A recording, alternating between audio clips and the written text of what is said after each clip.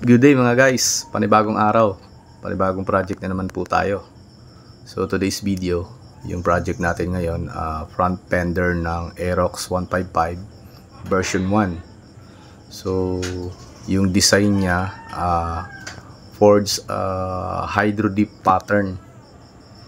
So gaya din po dati sa mga naunang video natin, ganun pa rin po yung proseso.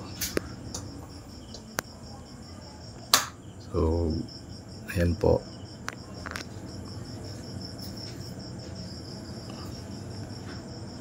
Ayan, pag dip niya ng dahan-dahan.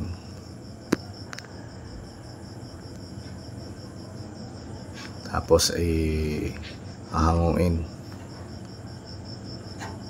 At saka i-rinse ng tubig.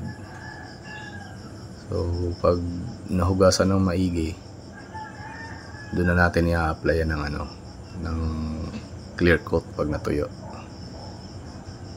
So yan lang po mga guys, salamat po sa panonood ng video.